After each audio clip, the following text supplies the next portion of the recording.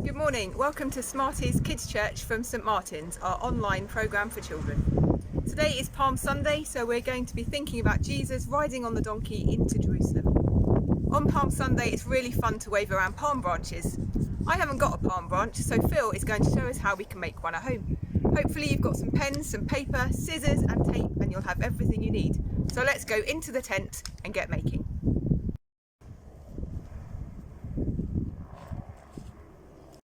Phil is going to show us how to make a palm branch to wave around. While you're making these, you might want to press pause on the clip when you've watched Phil giving you the instructions, because it's going to take you a little bit of time to do all the cutting out.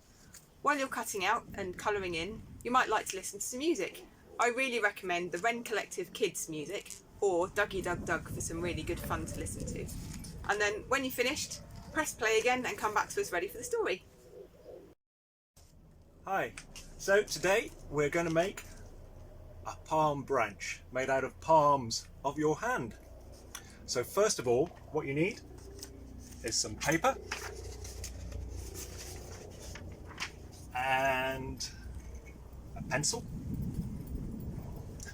You get your hand and you need to, I'm going to put my hand as close to the edge of the paper as possible because I've got big hands and I can only get 2 hands on a bit of paper, but you might be able to get more than 2 hands on a bit of paper. And we're going to draw around our hands like that.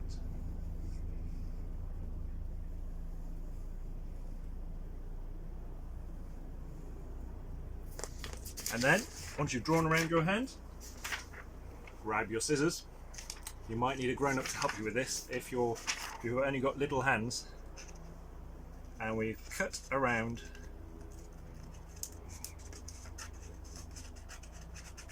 the shape of our palm. Okay, so once you've cut all your palms out, I recommend 4 to 6 palms would be good. Then you get your palm and you write on your palm of the people you want to pray for. On my palms, I wrote the names of my family and that I wanted the Lord to keep them safe. Or you could write families who work in other countries that you know about and that you want to keep them safe. Or something else. It's completely up to you. And then once you've done that, written the names on the bits of paper, making sure that all the thumbs are on the outside. This is very important because it won't look very good, quite as good. So you want the thumbs on the outside of the palms, and you colour over the top of the writing. It's easier to colour over the top of the writing than put the writing in first.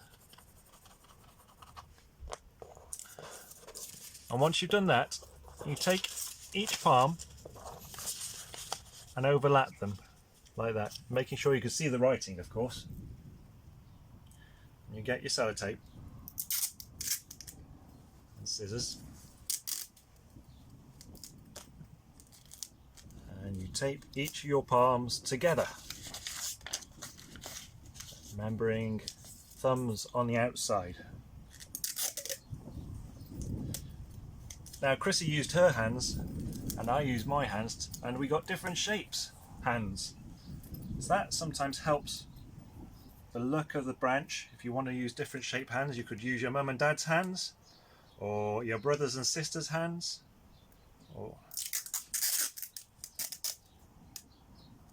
So we tape those together on the back, and you won't see the sellotape because that's on the back. And then you arrange them how you want them to be. So you put your palms over the top so they're sort of overlapping each other.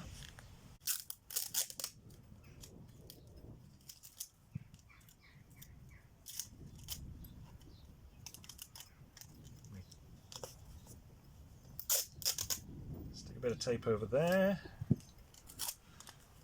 and over there. So now our palms are together, making a leafy sort of shape. And now we need the branch. And we make the branch by rolling up this other sheet of paper.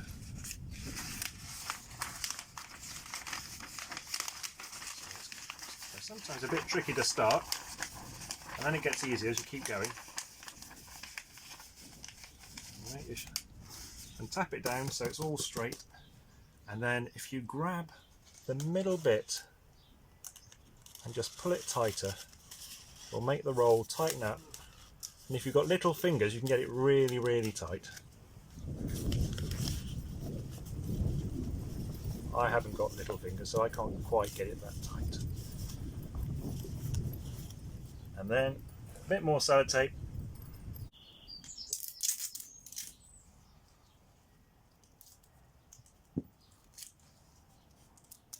And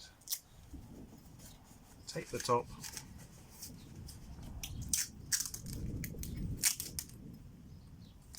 and the bottom and a bit in the middle.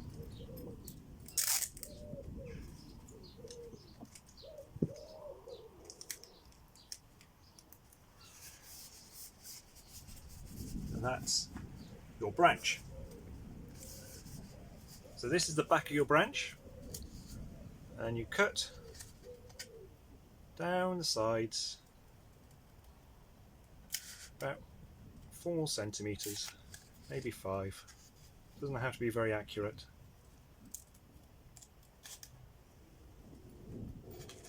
About the same size each side, and you fold this down.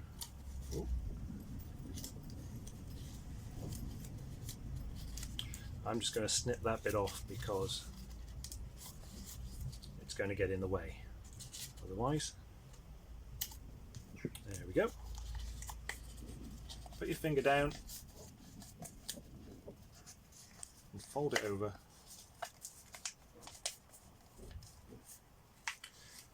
A little bit more tape.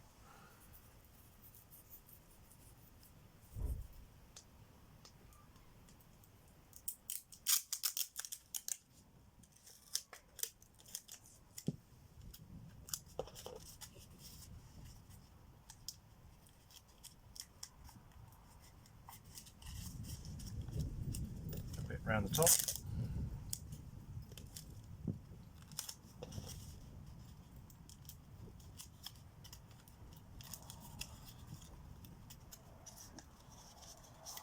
And we can get our palms. So that's the back. That's the back. We slide them in.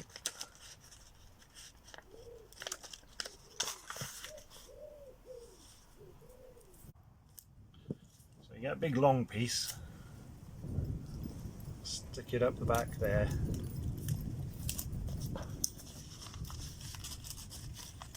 And up the middle of your branch. And then making sure you're holding that bit's tight to the back. Stick that around there. The last bit.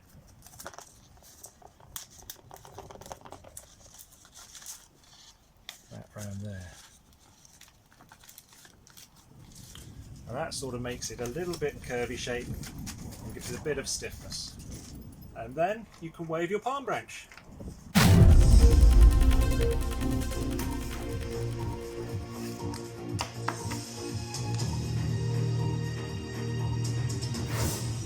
We interrupt your usual programmes to bring you news of a great commotion in Jerusalem. We are hearing reports of a man some of you will be familiar with, Jesus. He's from Nazareth, and he has arrived in Jerusalem and causing quite a stir. Our reporter is in Jerusalem now. Naomi, what can you tell us about what's been going on? Well, I'm here with a local who saw everything. Reuben, can you start at the beginning? I heard that some people are calling this Jesus a prophet, and he arrived in Jerusalem on a donkey. What can you tell us about all of this? Well, it reminded me of the stories my dad used to tell me when I was a boy, and he used to say that Solomon, when he rode in, Solomon the King of Peace, when he rode in Jerusalem, he rode on a donkey, and so this guy called Jesus was riding along, and I started hearing whooping and wailing and stuff, and I was out in the garden doing some work, and they were coming up from Bethphage, and apparently what happened in Bethphage was Jesus told 2 of his guys that hang around with him, 2 of those 12, to go into Bethphage, the place where the fig trees are. They're really nice, really and they to get the donkey. And so these two guys went in, got the donkey, said to the guy who was holding on to the donkey, who said, "Hang on a minute, what are you guys doing getting my donkey?" He said, "It's for the Lord." And you know what? He just let them go with it. It was crazy. He just let them go with it. Donkey off. Disciples, these two, put their cloaks over the top of the saddle, led the donkey to Jesus. Jesus climbed on the donkey, and then he walked off down the hill, down to Jerusalem. And I got a bit carried away, I have to say. I was there whooping and wailing as well. I was flying my palm leaf up in the air, waving it about, and singing "Hosanna, Hosanna" like the rest of the crowd. It made me feel really good. So, who is this Jesus? Well, I've heard that he's Jesus the prophet. But I thought all the prophets had died out a long time ago, so I'm not so sure. But he's the prophet from Nazareth, near Galilee. Thank you, Reuben. I also spoke to Rebecca about her experience. Rebecca, you were in the crowd when Jesus rode past. What was it like? I had been sweeping my house looking for a coin I had lost, and I had such a lot of excitement. I ran outside and got caught up in it all. Someone cut a branch off for me to wave. I couldn't get to the road to lay it down because there were so many people, so I waved it and cheered and shouted Hosanna with everyone else. And who do you think this man is? He's the son of David, that's what the crowd said. Thank you, Rebecca, for your time. And now, back to the studio. Thank you, Naomi. Naomi was bringing us her report from Jerusalem. What a day! Jesus, a prophet, the son of David, riding on a donkey, and the people celebrating him like a king. The question is, has anything good ever come from Nazareth?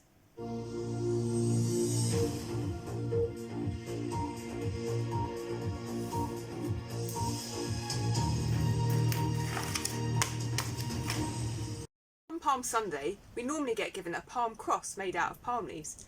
That's a bit too tricky to do this year, so Phil is going to show you how to make one out of paper. Okay, so now we're going to make a paper cross that's very similar to the palm crosses we would have been given on Palm Sunday, but as we can't get together, we'll make them out of what we have at home. So if you have some paper or a bit of thin card, this one's thin card, or coloured paper, if you have some normal white paper, you can colour the crosses in afterwards, make them look pretty, write things on them. That'd be a nice thing to do. It'd be great to see the things that you've done. If you can post the pictures online, then we can see what everyone's been up to. So, first of all, we get a ruler and some paper, and you need about 1.5 centimeters .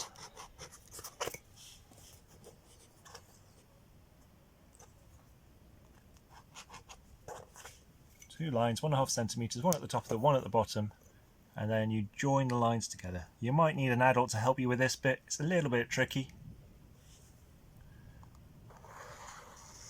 The cutting doesn't have to be dead neat, because sometimes it's just easier.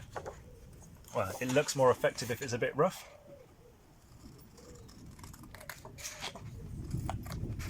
Because palms are very often a bit rough around the edges anyway.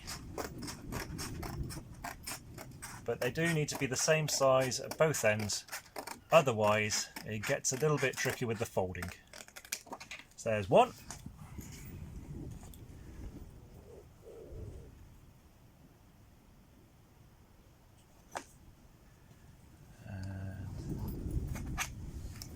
Here's another.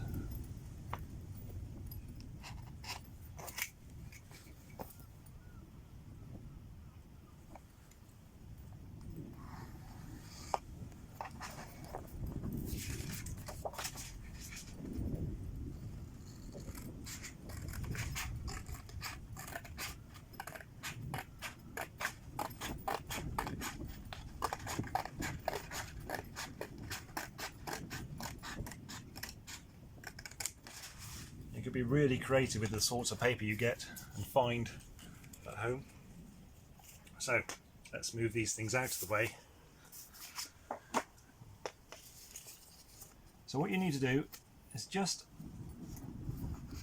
have them so they're overlapping a little bit.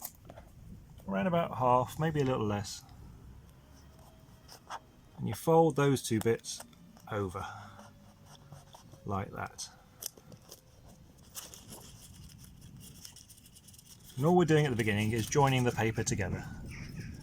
So then you fold this one over like that one over like that, and then you need to do something a bit clever and fold it diagonally from point to point. You see that square there?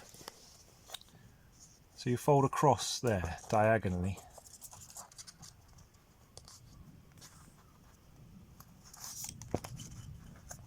You flatten it down like that. And that's joined them together. Now, fold that one across, that fold again, so it's back how it was to start with. And we need to go over the top of that bit and round the back like that. And then with this other one, we go round the back of that bit and through the front, slide it through like that and pull it tight, fold it there and keep pulling it tight, and there you have the knot for your cross. See? Right, now get this bit, you push it through. See, I told you, how to make sure they're the right bits both ends, otherwise you can't get it through the holes when you get to this bit. And you put it through, so you've got a sort of a bow shape. Can you see that? You need to get the bow about even.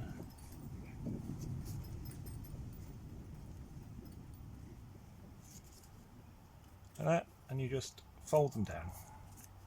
And you can see the shape of the cross starting to happen, can't you? Next, fold this bit through the other side, where you've got that slot. It comes through like that. You just pinch the top, and there you have your paper palm cross. Well, I hope you've had some fun today. I hope you've had some time to make your palm leaf branches, or if you haven't quite finished those, you could do those over the rest of the day. I wonder how many names you've put onto your handprints and the palms of your hand, and if you can remember to pray for those people before you go to sleep tonight. I hope you've made a palm cross. It's a shame we couldn't have real palms for you this year, but we'll be able to do that again next year. But you've got one made of paper, and you'll be able to remember the story from that. I wonder with the story, if you can imagine yourself in that story.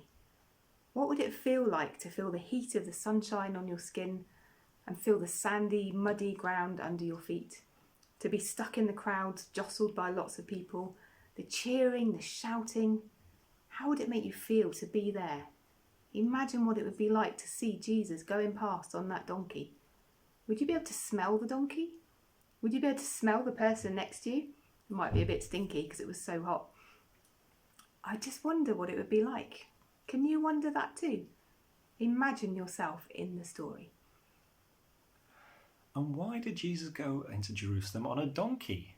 Seems like a strange animal to choose. Why not a big horse like a king? Why a donkey? And why did it have to be a colt? A donkey that had never been ridden before? And what was that Reuben was telling us earlier on about another king in the Old Testament, the old bit of the Bible, who rode into Jerusalem on a donkey also?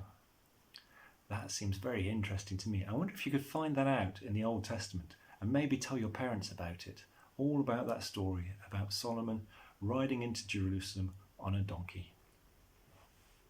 You might also want to think about, with your grown-ups, why it's so important that Jesus did come to earth all those years ago. and why we have palm crosses to remember Jesus now. And think about what it means for your life. And so, shall we finish off with a prayer? So we're going to wave our hands and we're going to bring them down into the shape of a palm tree. So it goes a bit floppy at the top, doesn't it? And then it goes round and then straight down here and then round at the bottom. And then we bring our hands together and wash them. And we'll hold them out to dry. And we bring them together very, very quietly. And we say, Dear Lord God, thank you for today. Thank you for teaching us about Palm Sunday, about the time when you rode into Jerusalem on a donkey. And in a few days' time we'll remember when the crowd stopped cheering you on, but then turned and started saying nasty things about you and hung you on a cross. Help us understand why that happened. In the name of Jesus, Amen. Amen. So, hope you have a really good week and we'll see you again next Sunday. Goodbye. Bye.